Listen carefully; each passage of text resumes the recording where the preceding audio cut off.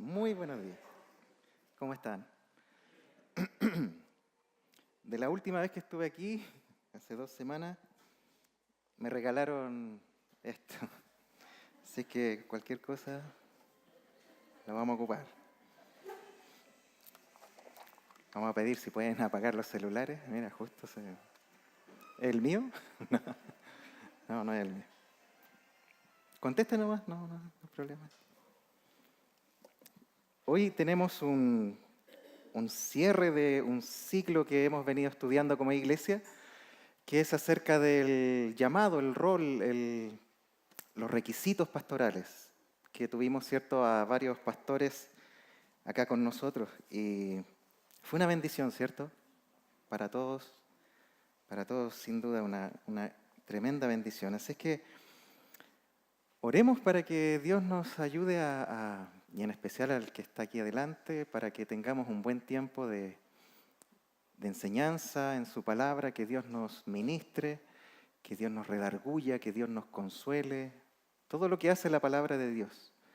Y que no es resorte ni poder de nadie, sino gracia de Él con su iglesia. Así es que oremos. Bendito Señor, gracias porque usted sabe cómo ha llegado su iglesia este día hasta acá. Cómo estamos cada uno de los que estamos acá. Las visitas, los hermanos, desde los que fundaron la iglesia hasta los que hemos ido llegando. Señor, usted conoce cada área, cada rincón de nuestro corazón, cada sensibilidad, cada necesidad, Señor, de su iglesia. Gracias porque es su iglesia, Señor, no es la iglesia de hombre alguno. Usted la formó por su sangre preciosa y en esa resurrección increíble que le grita al mundo que hay esperanza, usted nos alcanzó.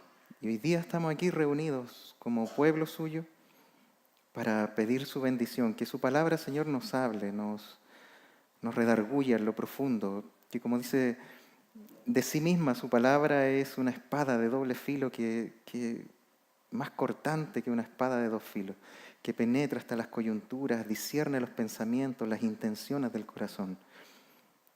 Señor, si estamos aquí sin el poder de su Espíritu, va a ser solamente letra, solamente un estudio, quizás con textos y versículos, pero si su Espíritu Santo usa su palabra, Señor, ahí va a haber edificación en su pueblo. Eso pedimos, Señor, porque el predicador es débil y todos los que estamos acá estamos en debilidad, llenos de debilidades, Señor. Pero usted es fuerte y usted se fortalece en la debilidad. Y eso queremos ver hoy, Señor, también al leer y al reflexionar en su palabra. En Cristo Jesús lo pedimos, Señor. Amén. Amén. Bien, hemos, como les decía en la introducción, tenido un tiempo muy necesario como iglesia.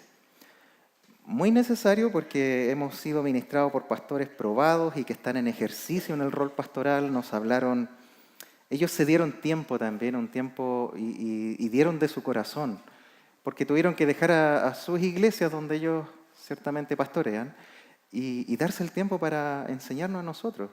Pablo se dio 2 semanas, el pastor Pablo Uribe, el pastor Víctor Veloso también dejó su iglesia, el pastor Iván Alegría hace una semana atrás. Entonces le damos gracias al Señor por eso.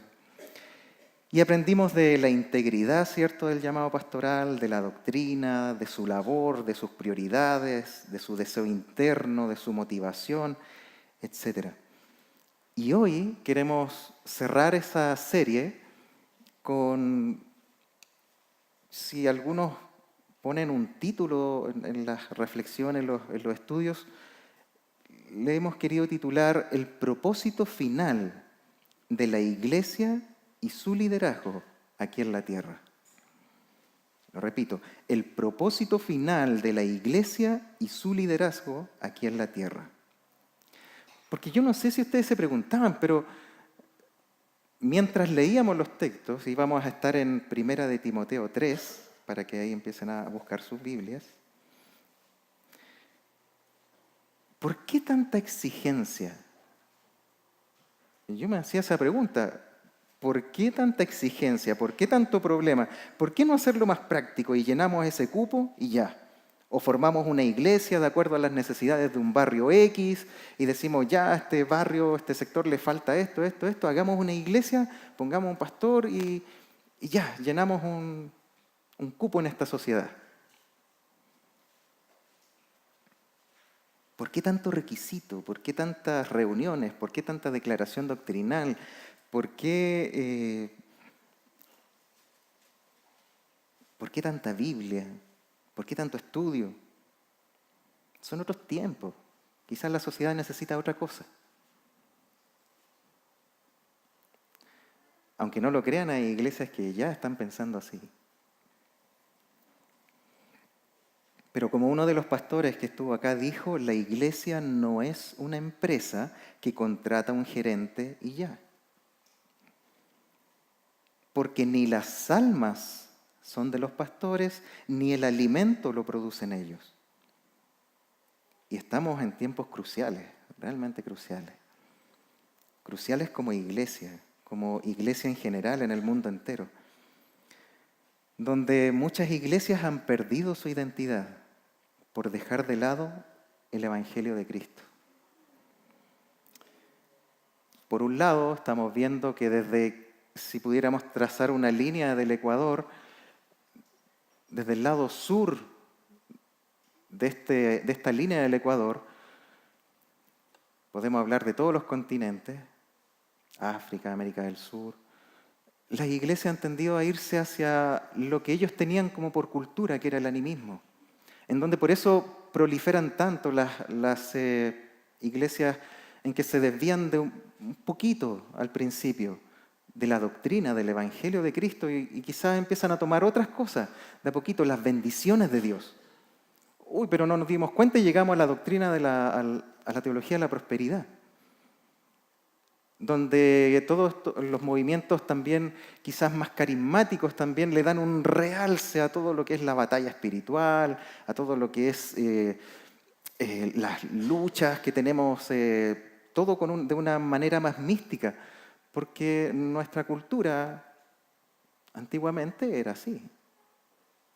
Todo relacionado con un animismo, con una idea de que todo es espíritu.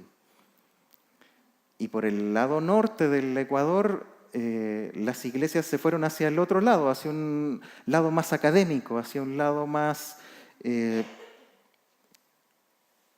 mucho más intelectual con la escritura, en donde en algún momento se fueron al otro extremo y pusieron a la escritura en el banquillo y dijeron, ¿será verdad todo lo que dice ahí?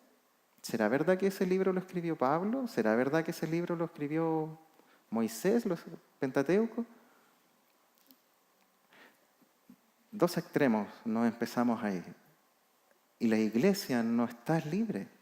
Entonces, el propósito final, por eso queremos un poquito hoy día reflexionar en cuál es el propósito final de la iglesia y de su liderazgo.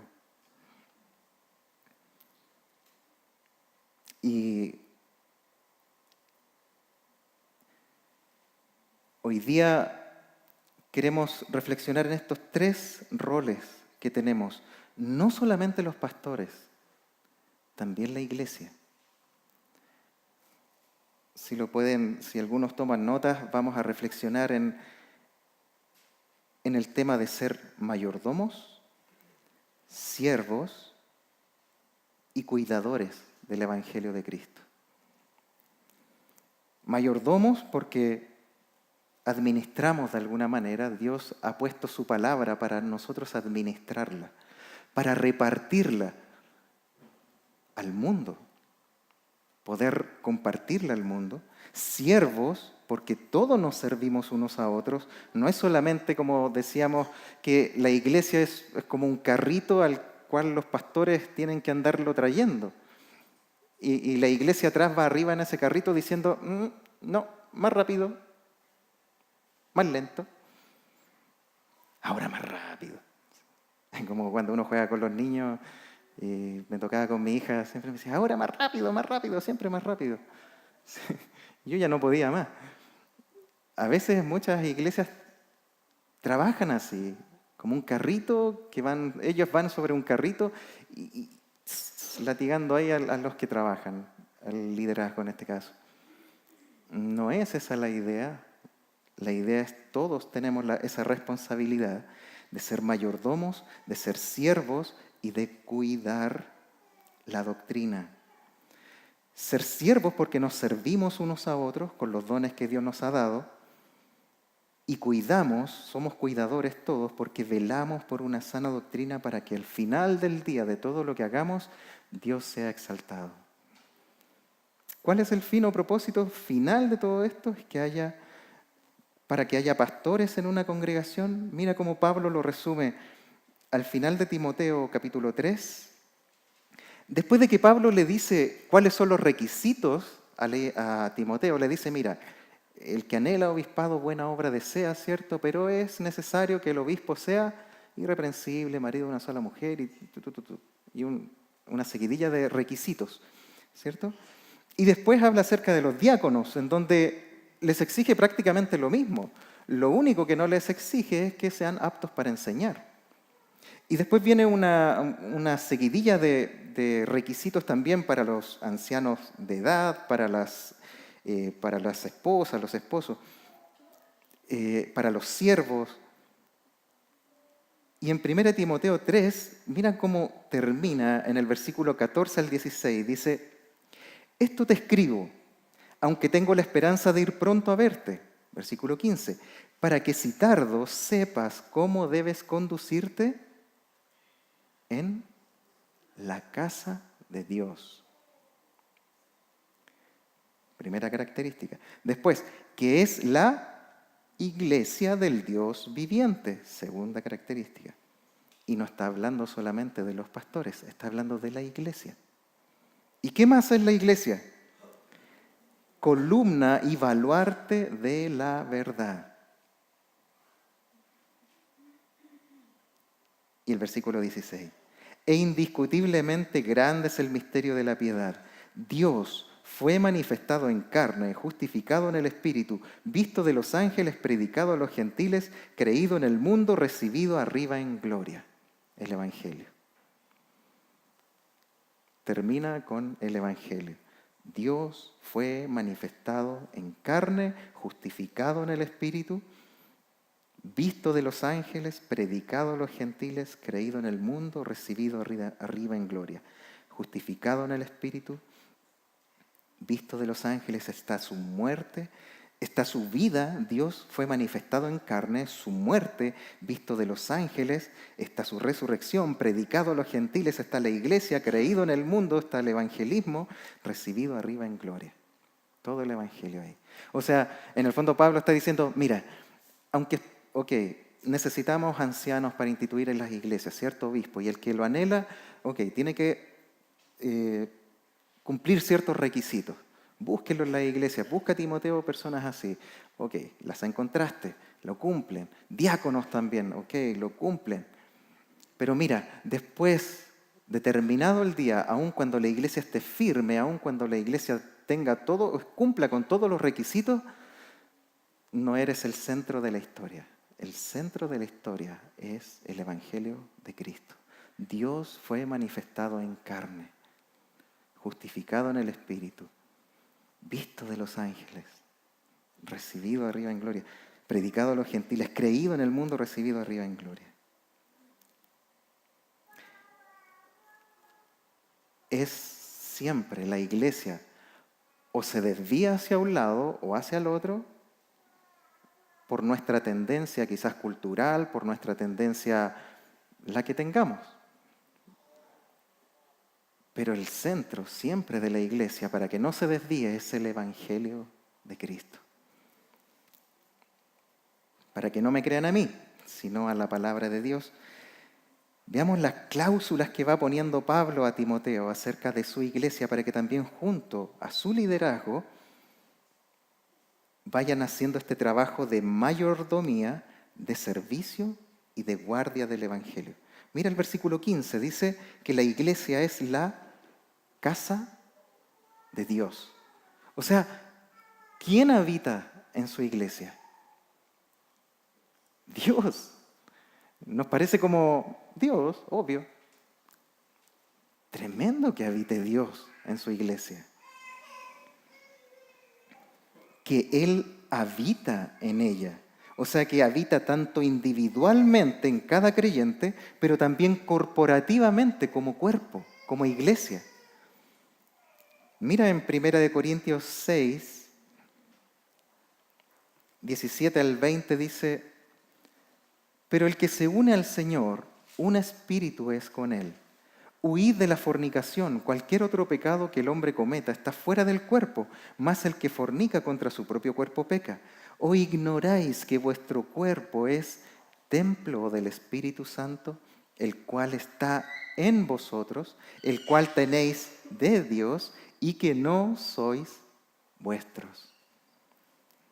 ¿Por qué? Porque habéis sido comprados por precio. Glorificad pues a Dios en vuestro cuerpo y en vuestro espíritu, los cuales son de Dios. Dios habita en su iglesia, vive ahí, individualmente, ahí está, el creyente. Y miren 1 Corintios 3, 16 al 18, habla de cómo habita corporativamente en un cuerpo.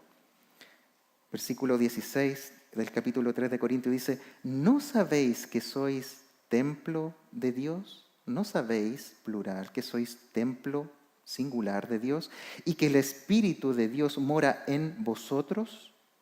Hablando de un cuerpo, plural. Si alguno destruyera el templo de Dios, Dios le destruirá a él, porque el templo de Dios, el templo singular, el cual sois vosotros, plural, santo es. Ahí está, corporativamente, Dios habitando en la iglesia. Segunda característica de la iglesia del Dios viviente.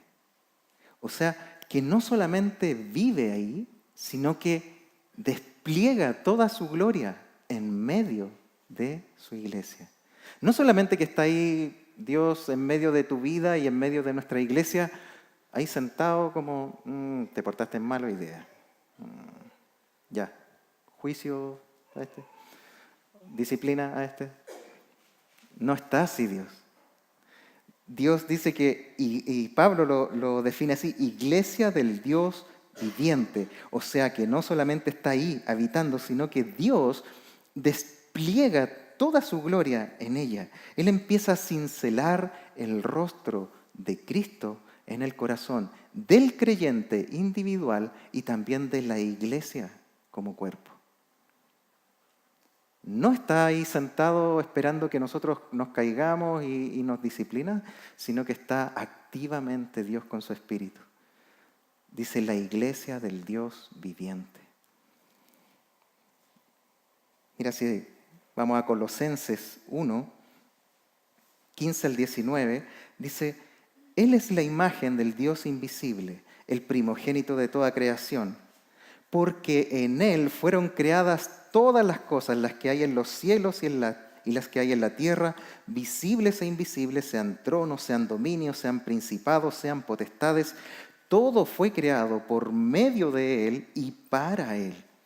Y Él es antes de todas las cosas, y todas las cosas en Él subsisten. Y Él es la cabeza del cuerpo, que es la iglesia. Él, que es el principio, el primogénito de entre los muertos. ¿Para qué, Pablo? ¿Para qué hace todo esto?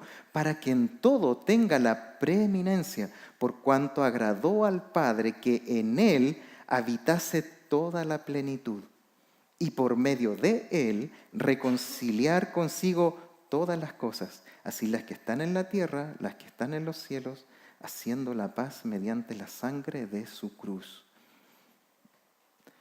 A Miguel Ángel una vez le preguntaron, ¿cómo lo hace para esculpir una escultura tal que, por ejemplo, la de un caballo, para que el caballo se vea de este cubo de mármol, que salga un caballo que pareciera que tuviera vida? ¿Cómo lo hace? Y Miguel Ángel contestó: yo veo ese cubo y saco todo lo que no se parezca a un caballo. Me parece el caballo. Y es lo mismo que hace el Señor con nosotros. Empieza a trabajar y a sacar todo lo que no tiene relación con su Hijo, con el rostro de su Hijo, con el carácter de su Hijo, con el corazón de su Hijo. Y lo empieza a esculpir. Y ese es nuestra vida, nuestro proceso de santificación, nuestro presente. Qué lindo que Cristo nos mire así, que Dios el Padre nos vea así. Y la otra característica que Pablo habla acerca de la iglesia, porque es importante entenderlo, que es columna y baluarte de la verdad.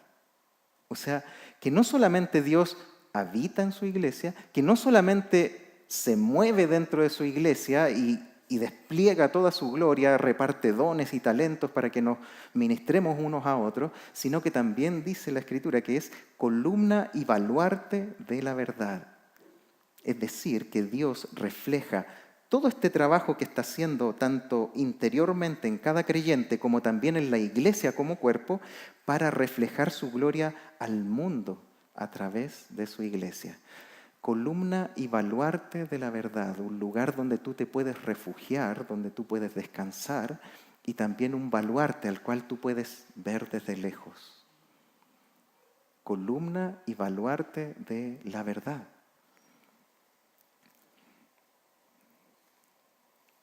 Y esto es tremendo porque como que resume un poco esta idea en Filipenses 2, 13 al 15, siempre lo hemos leído, dice, porque Dios es el que en vosotros produce así el querer como el hacer por su buena voluntad, haced todo sin murmuraciones y contiendas, y mira el versículo 15, para que seáis irreprensibles y sencillos, hijos de Dios sin mancha, aquí está, en medio de una generación maligna y perversa, en medio de la cual resplandecéis como luminares en el mundo.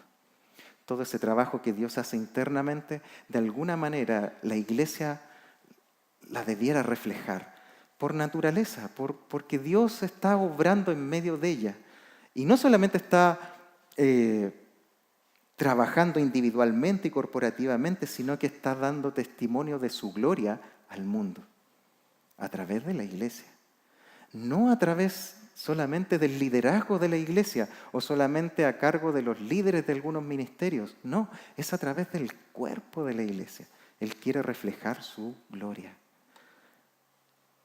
Tremendo llamado tenemos. Entonces, tenemos que la iglesia es casa de Dios, Él habita en ella, es la iglesia del Dios viviente, o sea, Dios despliega toda su gloria, y es columna y baluarte de la verdad, es decir, Dios refleja también su gloria al mundo. Ahora podemos entender mejor el tremendo honor de ser llamados parte de su iglesia. Es tremendo. No es solamente que somos parte de un grupo de personas que tienen algo en común, porque para eso hay clubes sociales, hay clubes deportivos, también hay lugares donde se tratan a personas con pecados específicos, como un Alcohólicos Anónimos, un centro de rehabilitación de drogas, pero acá hay algo más en común. Es un lugar donde no estamos por nuestras propias fuerzas. Es un lugar donde Dios habita tanto en cada creyente como corporativamente. Y despliega su gloria. Y nos hace ser columnas y baluartes de la verdad. Es wow. Por eso nos debiera doler el pecado, molestar, incomodar. Cuando mentimos, porque no está conforme a ser columna y baluarte de la verdad. A todos los pecados que se les puedan ocurrir. Nos debieran doler, incomodar, porque está su Espíritu Santo, Dios, habitando tanto en mí como corporativamente como cuerpo.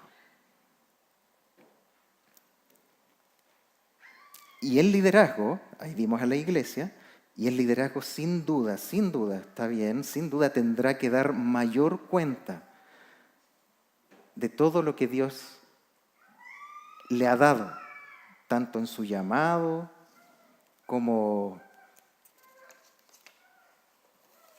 en todo lo que Dios le confía, ¿cierto? Un rebaño a un liderazgo, con un llamado, con un testimonio de vida, y sin duda que tiene más responsabilidad. Dios le va a demandar.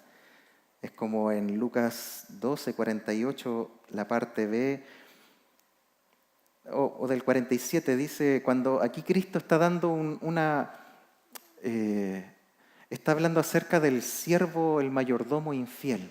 Aquí hablamos de la mayordomía. Y que ese mayordomo piensa en su corazón y dice, oye, mi señor se está tardando en volver. Y empieza a tratar mal a los siervos. Y en el versículo 47 dice, aquel siervo que conociendo la voluntad de su señor no se preparó, ni hizo conforme a su voluntad, recibirá muchos azotes.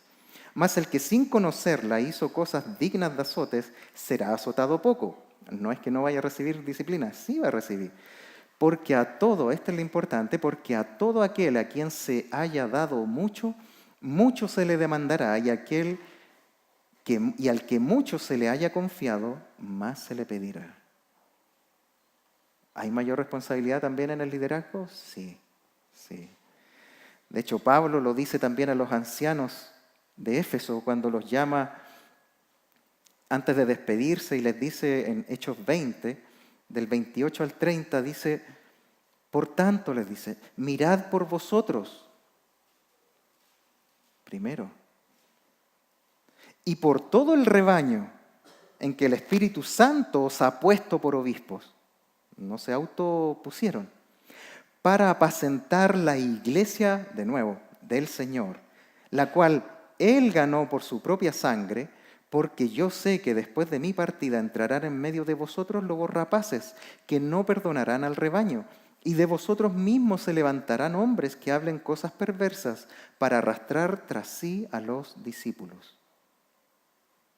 No está libre la iglesia de caer en uno o en otro lado, dejando de lado la centralidad del Evangelio, la centralidad de Cristo. Santiago 3:1, cuando dice, hermanos míos, no os hagáis maestros muchos de vosotros, sabiendo que recibiremos mayor condenación. No mayor bendición, porque como dice Pablo, él dice, o el Señor lo dijo en realidad, cuando él dice que, oye, después de que hayan hecho todo lo que debían hacer, ¿qué debemos decir? Siervos inútiles somos. Lo que debíamos hacer, eso hicimos. O sea, que en realidad tampoco nos alcanza ni para siervos inútiles, porque no hacemos todo lo que Dios nos manda hacer. Y aquí dice, en Santiago hace esta recomendación, porque claro que al que más se le da, más se le demanda.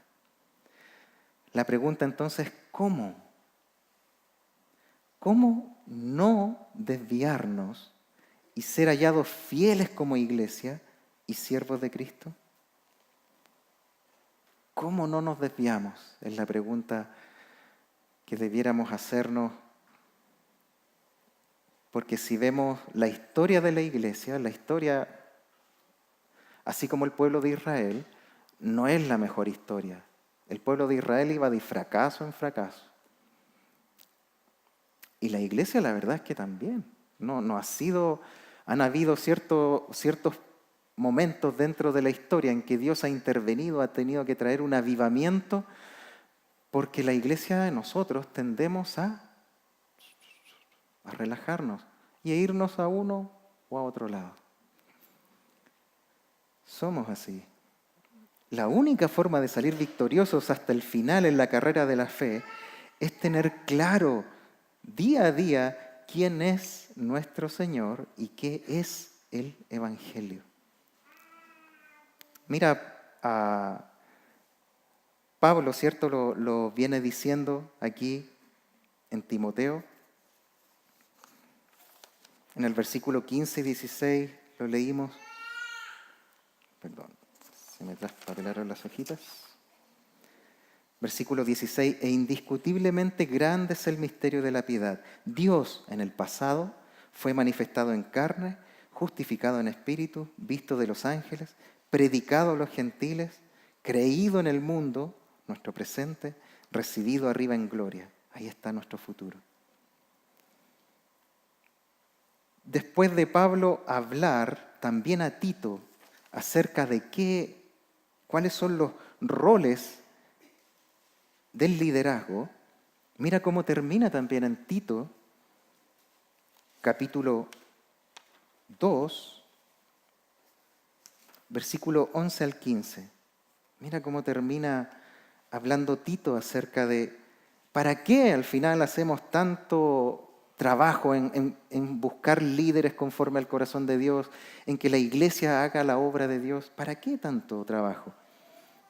Mira cómo termina en Tito Pablo diciendo, porque la gracia de Dios se ha manifestado para salvación a todos los hombres, enseñándonos que, renunciando a la impiedad y a los deseos mundanos, arrepentimiento, vivamos en este siglo sobria, justa y piadosamente, aguardando la esperanza bienaventurada y la manifestación gloriosa de nuestro gran Dios y Salvador Jesucristo. Y aquí está el Evangelio, quien se dio a sí mismo por nosotros para redimirnos de toda iniquidad y purificar para sí un pueblo propio, celoso de buenas obras. Esto habla y exhorta y reprende con toda autoridad. Nadie te menosprecie. En el fondo, si alguien te menosprecia porque enseñas esto, no te están menospreciando a ti, están menospreciando el Evangelio. Fíjate que todos los requisitos, después que Pablo le dice a Tito también, casi los mismos requisitos que en Timoteo, anda a Creta y dile y ordena las cosas que están desordenadas y a los ancianos que sean así, así, así. Y después termina de explicarles cómo debían ser y de nuevo el Evangelio. De nuevo el Evangelio. Pero es que eso ya lo sabemos, Pablo, si nosotros ya sabemos que Cristo vino y murió por nuestros pecados. ¿De verdad lo saben? Me imagino a Pablo. Lo que significa que Dios haya hecho hombre para morir por pecadores que le odiaban. ¿De verdad entendemos lo que es el Evangelio? Por eso Pablo lo repite. Y Pedro también lo repite. Cuando Pedro le habla a los ancianos en 1 de Pedro 5, cuando le dice, cierto, ruego a los ancianos que están entre vosotros, yo también anciano, apacentad la grey de Dios que está entre vosotros, cuidando de ella, no por fuerza, sino voluntariamente, no por ganancia deshonesta, sino con ánimo pronto, no teniendo señorío sobre los que están a vuestro cuidado, sino siendo ejemplos de la grey. Y el versículo 4, y cuando aparezca el príncipe de los pastores, vosotros recibiréis la corona incorruptible de gloria. Y mira el versículo 10 y 11, ahí está el Evangelio de nuevo. Mas el Dios de toda gracia, que nos llamó a su gloria eterna en Jesucristo, después que hayáis padecido un poco de tiempo, Él mismo os perfeccione, afirme, fortalezca y establezca. A Él sea la gloria y el imperio por los siglos de los siglos. Amén. ¿Por qué es tan importante el Evangelio? Porque el Evangelio trata nuestro pasado, nuestro presente, nuestro futuro. Todo está encerrado en Él.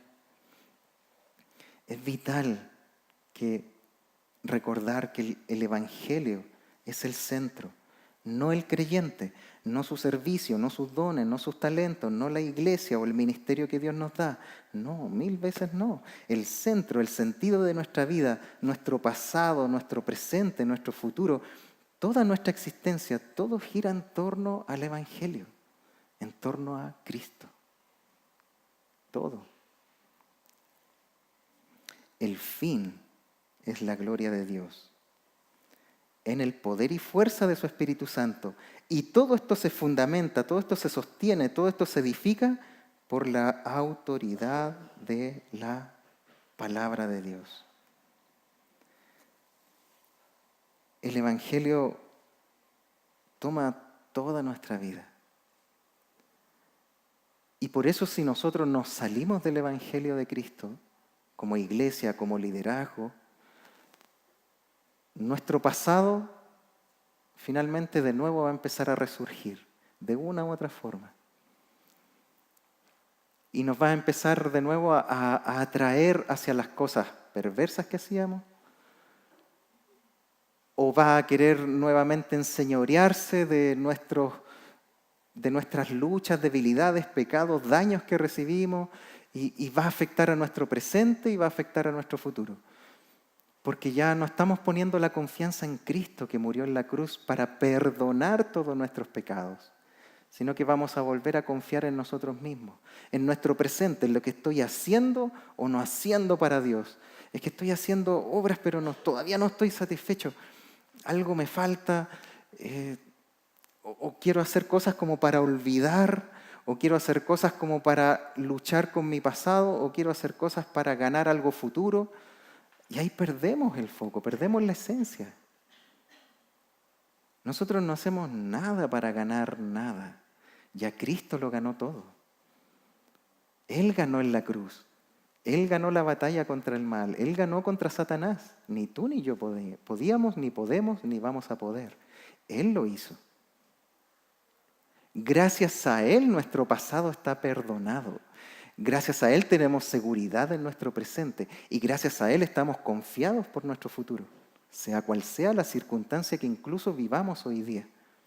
Por difícil que sea. Sea de salud, sea económica, sean problemas matrimoniales, sean problemas de padres con hijos, todo en el Evangelio puede ser restaurado. Todo. Toda nuestra vida. El Evangelio de Cristo no es solo la puerta de entrada para ser parte del pueblo de Dios y que después yo o la iglesia hacemos cosas para sentirnos bien con nosotros mismos. El Evangelio de Cristo comprende el todo del creyente y de la iglesia. Por más que la iglesia quizás haya caído, haya pecado como iglesia o como creyente específico, individual, por más que hayamos equivocado el rumbo, no importa, pero si nuestra mirada la volvemos a poner en Cristo, Dios restaura todo lo que pasó. Dios tiene el poder de hacer eso y lo quiere hacer. Dios habita en ella, dice la Escritura, lo que leímos. Dios no solamente habita en su iglesia y en cada creyente, sino que también se mueve, es la iglesia del Dios viviente. Y quiere hacer una obra, sí, te quiere hacer columna y baluarte de la verdad, tanto individualmente como corporativamente. O sea, nos quiere hacer mayordomos, siervos y cuidadores de su evangelio, porque ahí está el poder de la iglesia. Si la iglesia deja el evangelio, pierde su poder. Lo pierde. Se pierde. Mi pasado es alcanzado, perdonado, redimido y renacido por su obra en la cruz, pagando por mis pecados y reconciliándome con Dios. Mi presente puedo estar tranquilo porque Él me santifica, está cincelando el corazón de Cristo en mi corazón pecaminoso. Y la obra de su Espíritu Santo me está impulsando, además, Él pone el querer como el hacer, como dicen en Filipenses, para incluso hasta compartir de Él. La fe es un regalo, es un don no merecido en Efesios 2. Todo al final es obra de Él. Entonces la gloria de quién es, siempre es de Él. Y el fin último de la iglesia siempre es hacia Él, siempre es volver al Evangelio, siempre. Y mi futuro, anhelando su venida en esperanza y sabiendo que nuestra salvación y nuestra glorificación está segura, no por mi esfuerzo, sino por su poder. Como lo dice en Romanos 8, en lo personal creo que Romanos 8 es mi capítulo favorito de la Escritura, que termina en el 35 al 39, dice, ¿quién nos separará del amor de Cristo? ¿Quién nos separará, futuro, del amor de Cristo? que dice en Efesios que Él nos amó antes de la fundación del mundo pasado. O sea, nuestro pasado estaba asegurado por su amor, no por nosotros, y nuestro futuro. ¿Quién nos separará del amor de Cristo?, dice Pablo. ¿Tribulación? ¿Angustia? ¿Persecución? ¿Hambre? ¿Desnudez? ¿Peligro? ¿Espada? Como está escrito, por causa de ti somos muertos todo el tiempo, mi presente. Somos contados como ovejas de matadero. Antes, en todas estas cosas, todo lo que pueda pasar en nuestro presente, somos más que vencedores por medio de aquel que nos amó, pasado. Por lo cual estoy seguro, presente, de que ni la muerte, lo que me vaya a suceder, ni la vida, ni los ángeles, ni principados, ni potestades, ni lo presente, ni lo porvenir, ni lo alto, ni lo profundo, ni ninguna otra cosa creada nos podrá separar del amor de Dios que es en Cristo Jesús, Señor nuestro. Nuestro pasado, nuestro presente, nuestro futuro está en sus manos. ¡Qué glorioso! Qué gloriosa confianza tenemos como iglesia, tanto individual como corporativamente, para hacer la obra que Dios nos haya llamado a hacer. Entonces, no hay nada que temer. El problema hoy día es que tanto el creyente como la iglesia en general tendemos a desligarnos del Evangelio para poner nuestra confianza en otras cosas. A veces el perdón de nuestro pasado se lo encomendamos a nuestros propios esfuerzos, a tratar de encontrar la respuesta en el yo, a tratar de centrarnos todos nuestros esfuerzos en que, sí, pero el Evangelio necesita un poco de ayuda, yo necesito amarme a mí mismo, lo que hoy día muchos enseñan. No, tú ya te amas demasiado, créeme. La Escritura dice, Cristo lo dijo de esa manera, de alguna manera en los mandamientos, dice, y el segundo mandamiento, mira, es semejante a este, ama a tu prójimo, ¿cómo? A ti mismo. ¿Por qué dijo eso? Porque ya nos amamos demasiado a nosotros mismos. Rey que te amamos a nosotros mismos. Y nuestra falta no es falta de amor por mí mismo, lo que tenemos es falta de amor por el otro. A la misma manera como nos amamos a nosotros mismos. Pero hoy día no nos dicen eso, ¿no? Te dicen, de hecho hoy día en ciertas iglesias ya le agregaron otro mandamiento, el tercer gran mandamiento.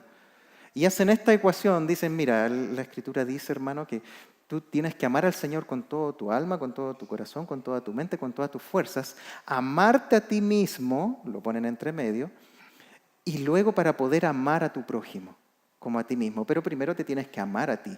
¿Por qué le estamos agregando al mandamiento? ¿Está bien eso? Está bien que le agreguemos a lo que Cristo dijo en su palabra, tanto en el Antiguo como en el Nuevo Testamento, y nosotros estamos reescribiendo la palabra y le estamos diciendo, entre medio de estos dos mandamientos había otro mandamiento, porque al Señor se le fue. Pero ámate a ti mismo.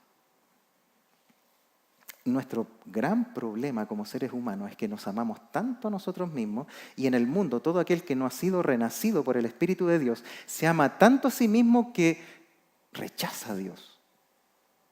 Le tengo adversión a Dios porque no se meta en mi vida. ¿Por qué se mete en mi vida? ¿Y por qué esto de la iglesia? ¿Por qué la Escritura? ¿Qué la Biblia se la escribieron hombres? Da lo mismo. Y así un montón de excusas que nosotros mismos teníamos y decíamos para Dios no se meta en mi vida. ¿Y qué es eso? Si no es excesivo amor por mí mismo. Incluso dentro de las iglesias, cuando queremos, hermano, ¿puedo exhortarte a esto? ¿Qué se mete usted? ¿Y quién eres tú? Un hermano en Cristo. Y tenemos problemas incluso entre nosotros. ¿Por qué? Porque nos amamos demasiado a nosotros mismos. Y nos tendemos a alejar entonces del Evangelio. Y ponemos nuestra confianza de nuestro pasado en cómo resolverlo, tratando de encontrar en el yo. ese yo, hermanos, no tiene fondo.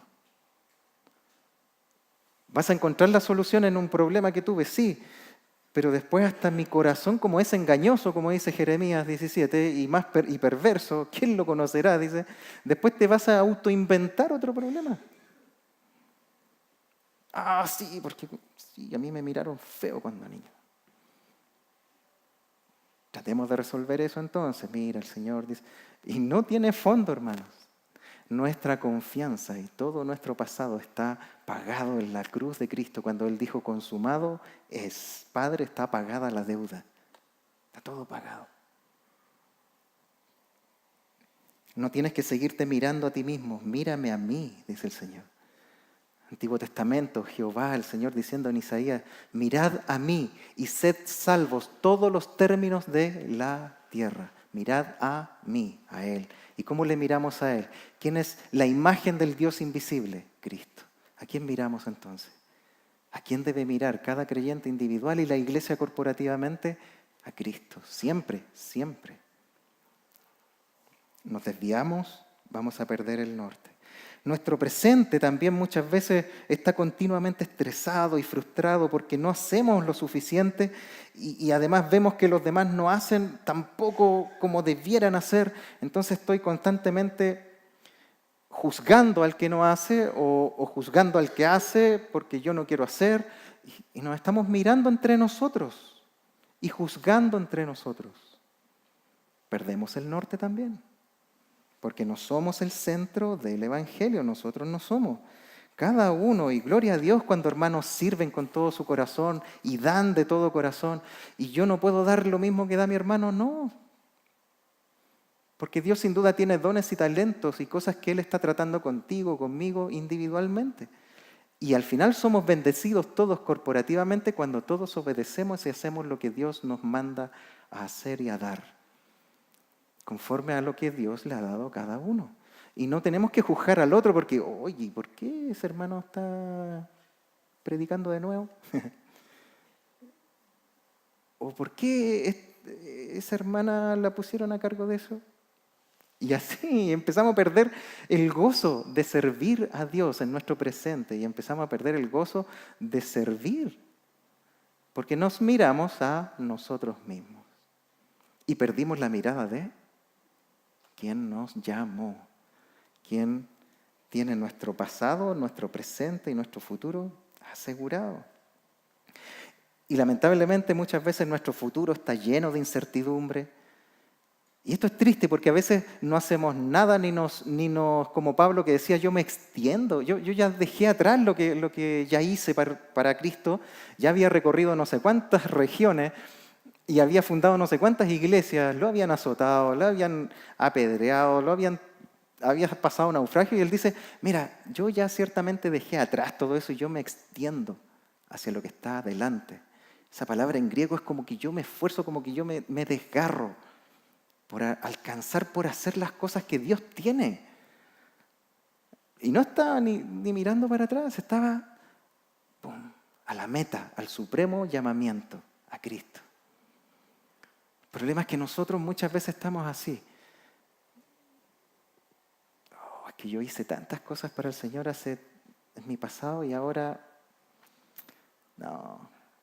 ¿Por qué? Porque me dañaron y no me consideraron y qué sé yo, y tenemos quizás muchas cosas porque de nuevo nos estamos mirando a nosotros mismos. Y perdimos el gozo de ser mayordomos de su obra, de ser siervos para su gloria y de ser cuidadores de esto tan glorioso que es el Evangelio de Cristo. ¿Y qué es el Evangelio entonces? Es el Dios todopoderoso, santo, santo Dios, santo, 3 veces santo, dice la Escritura, que se humanizó y vivió en medio de un pueblo que Él creó y donde lo odiaron, lo rechazaron, lo crucificaron. Pero Él igual nos amó. Él igual nos amó y puso toda nuestra maldad en su cuerpo santo en una cruz y lo pagó y dijo, consumado es, Padre, ahí está todo pagado. Y el tercer día resucitó de entre los muertos y está en gloria y majestad, llamando a todo hombre a que se arrepienta y crea en Él. Solo así los muertos son revividos. Y esa es su iglesia. Eres tú, soy yo. Y es el Evangelio. Si nos salimos de ahí, perdemos el norte, hermano. Por eso es bueno cerrar toda esta serie entendiendo no solamente el rol del pastor, sino el rol de la iglesia como cuerpo. De cuidar, de ser mayordomos, de ser siervos y de ser cuidadores de todo lo que Dios nos ha dado. Si la iglesia o su liderazgo nos desviamos de la centralidad del Evangelio de Cristo, mira lo que va a pasar. Esos mayordomos, esa mayordomía, ¿sabe lo que vamos a hacer? Nos vamos a empezar a enseñorear de las personas. A creer de que esto es mío. ¿Tuyo? ¿De quién es la tierra y su plenitud? ¿Del universo entero? ¿Quién la sostiene? ¿Tú? ¿Quién sostiene el universo entero por el poder de su palabra? ¿Quién murió por las ovejas? ¿Quién preparó el alimento para sus ovejas? Ningún pastor humano. Todo lo hizo Él y todo lo sostiene Él. Nuestra mayordomía va a ser pecaminosa, no le va a glorificar. Vamos a ser como el mayordomo infiel. Y el otro problema es que ya no nos vamos a servir unos a otros, sino que nos vamos a servir de las ovejas de Cristo, nos vamos a volver utilitaristas. Este me sirve para esto, este me sirve para esto otro, y este también, y este también me sirve para esto. Me sirve. Y entre los hermanos, no solamente en el Evangelio, no solamente el liderazgo, que pueda decir eso, que mira, este hermano me sirve para esto, este y este para esto. No, sino que entre hermanos va a ser terrible porque vamos a hacer eso. Sí, no me voy a hacer amigo de este hermano. No me voy a acercar a él porque no. Y empezar. No va a glorificar a Dios. No nos vamos a servir unos a otros. Y lo más terrible es que no vamos a cuidar lo más preciado que tenemos tangible en esta tierra, que es su palabra. La vamos a cambiar por otras cosas. Peligroso. Tanto la iglesia como su liderazgo está llamada a ser mayordomos, siervos y cuidadores de la centralidad del Evangelio de su vida en este mundo. Eso nos va a hacer columna y baluarte de la verdad y casa donde habita el Dios viviente, donde son sanados, restaurados los pasados de las personas, donde son llenas de vida y gozo y fruto el presente de cada uno de los que estamos acá, y vamos a estar llenos de confianza y esperanza en el futuro, independiente de nuestras circunstancias presentes. Porque la centralidad va a ser Cristo.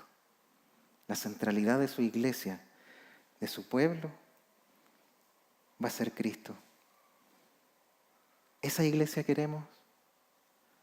¿O una iglesia que se empieza a mirar solamente a sí misma? Esa es una pregunta que cada uno nos debemos desafiar a diario. Es a diario. Nuestra dependencia de Cristo es a diario. No creamos que lo hemos logrado, porque si Dios no ha vuelto, tenemos un día más para santificarnos y depender de Él hasta que Él venga. No demos por sentado que, no, yo ya sé, yo ya entiendo todo. No, mi hermano. De verdad, cuando uno cree que sabe algo, Dios nos humilla y no sabemos nada. Nada. Déjame terminar con Colosenses. Mira cómo se resume, cómo la Escritura resume la suficiencia del Evangelio de Cristo para sostener a su iglesia y a su liderazgo y toda su obra hasta el final. Su pasado, su presente y su futuro. Su mayordomía, su servicio y su cuidado. Todo. Mira en Colosenses 2, voy a leer del versículo 10, después me voy a saltar al 18 al 19. Dice, por tanto, de la manera que habéis recibido al Señor Jesucristo, pasado, andad en Él, presente. Arraigados y sobreedificados ¿en quién? En Él. Y confirmados en la fe, así como habéis sido enseñados, pasado, abundando en acciones de gracia, tu presente. Mirad que nadie os engañe por medio de filosofías y huecas sutilezas, según las tradiciones de los hombres, conforme a los rudimentos del mundo y no según Cristo, de nuevo, la centralidad del Evangelio. Porque en Él, mira esto, porque en Él, en Cristo, habita corporalmente toda la plenitud de la deidad y vosotros estáis completos en Él, que es la cabeza de todo principado y potestad. Versículos 18 y 19. Nadie os prive de vuestro premio, afectando humildad y culto a los ángeles, entremetiéndose en lo ajeno, en lo que no ha visto, vanamente hinchado por su propia mente carnal, y no haciéndose de la cabeza, en virtud de quien todo el cuerpo, nutriéndose y uniéndose por las coyunturas y ligamentos, crece con el crecimiento que da Dios. Nuestro pasado, presente y futuro. Y como lo cierra en el capítulo 3, si pues habéis resucitado con Cristo, buscad las cosas de arriba. ¿Dónde? Donde está Cristo sentado a la diestra de Dios. Poned la mira en las cosas de arriba, no en las de la tierra, no en nosotros mismos, en las de arriba. Porque habéis muerto, pasado, y vuestra vida presente está escondida en Cristo, con Cristo, en Dios. Cuando Cristo, vuestra vida, se manifieste, entonces vosotros también seréis manifestados con Él en gloria. Esa es nuestra tarea, cuidar la centralidad del Evangelio de Cristo todo el tiempo de nuestra peregrinación, en nuestra vida personal y en nuestra iglesia corporativamente. Amén. Amén. Es un desafío para todos, hermanos. No solamente para el liderazgo, no solamente para los pastores o los misioneros, para todos. Cada uno es responsable. Así es que oremos para que Dios nos ayude a todos, como iglesia y también individualmente. Amén. Amén. Vamos a orar. Padre, gracias, Señor, porque nos recuerdas a través de toda esta serie, Señor, que no es una obra de un hombre o unos pocos hombres, sino es una obra suya a través y en medio de una iglesia local. Usted hace una obra preciosa a través de un cuerpo y nosotros pecamos, Señor, muchas veces en quitar la mirada del Evangelio de Cristo glorioso, eterno, y lo cambiamos por rudimentos, por cosas de este mundo. Señor, llévanos siempre a la suficiencia de tu palabra, de tu espíritu, de tu Evangelio. Ayúdanos, Señor, a creer cada día más firmemente en tu obra que ya consumaste y que hoy día estás esculpiendo en cada uno de nosotros y también en la iglesia. Guárdenos, Señor, de mirarnos a nosotros mismos y como Pedro cuando quitó la mirada mientras caminaba sobre el mar se empezó a hundir. O si nos hemos estado hundiendo, Señor, mirándonos a nosotros mismos, Señor, haznos clamar como Pedro. Cuando ya estaba hundiéndose, sálvame, Señor, sálvame. Quita, Señor, ayúdame a quitar la mirada de mí mismo y poder estirar mi mano hacia ti, hacia tu misericordia, hacia tu gracia, y que tú perdones mi poca fe, porque tú eres fiel, Señor, para perdonar. Si hemos pecado mirándonos a nosotros mismos y nos hemos estado hundiendo en nuestros conflictos personales y no hemos descansado en tu obra soberana, en tu obra llena de gracia, llena de misericordia. Señor, perdónenos, le pedimos perdón, y que usted, Señor, a través de su palabra, de su Espíritu, siga edificando a su iglesia. Aquí, a nuestra iglesia local, Iglesia Bíblica Bautista Cordillera, en todo nuestro proceso en que estamos, Señor. Y sea usted exaltado y glorificado en todo tiempo, porque suya es la gloria, suyo el poder, por siempre. En Cristo Jesús. Amén. Amén.